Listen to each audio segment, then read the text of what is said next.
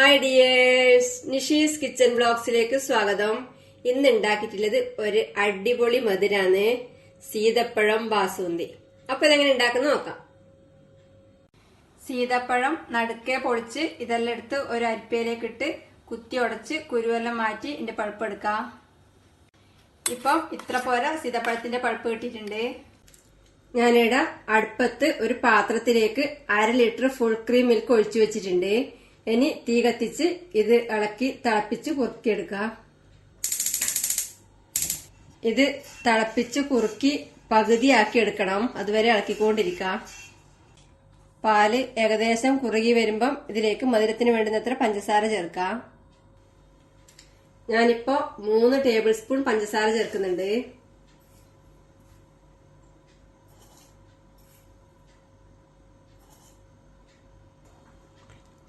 ഇത് ഇളക്കി അരിച്ചെടുക്കാം. ഇനി ഇതിലേക്ക് കുറച്ച് ബദാം മുറിച്ചതും കുറച്ച് അണ്ടിപ്പരിപ്പ് മുറിച്ചതും കുറച്ച് പിസ്ത മുറിച്ചതും ചേർത്ത് ഇളക്കി കൊടുക്കാം.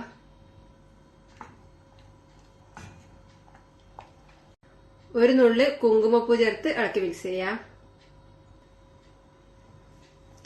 വീണ്ടും ഇളക്കി കുറുക്കിയെടുക്കാം.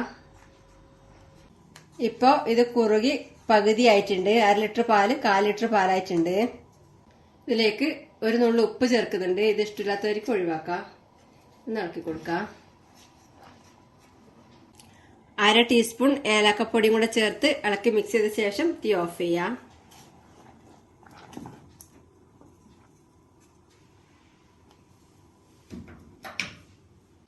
ഇതിനി ചൂടാറാൻ വേണ്ടി മാറ്റിവെക്കാം. ഇതിപ്പം ചൂടാറിയിട്ടുണ്ട്. ഇത് ഇങ്ങനെ തന്നെ വേണം കഴിക്കാം. ഇങ്ങനെ തന്നെ കഴിക്കുമ്പോൾ പ്ലെയിൻ ബാസുന്തിയായി. ഞാനിപ്പോ സീതപ്പഴം ചേർത്തിട്ട് സീതപ്പഴം ബാസുന്തി ഉണ്ടാക്കുന്നത്. ഇനി ഇതിലേക്ക് സീതപ്പഴം പൾപ്പ് ചേർക്കാം.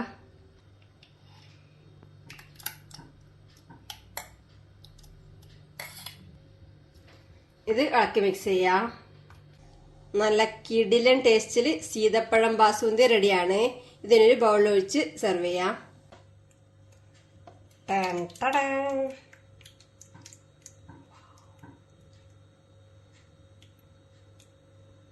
ഇതിന്റെ മേലെ കുറച്ച് ബദാം മുറിച്ചതും പിസ്ത മുറിച്ചതും അണ്ടിപ്പരിപ്പ് മുറിച്ചതും ഇട്ട് ഡെക്കറേറ്റ് ചെയ്യാം.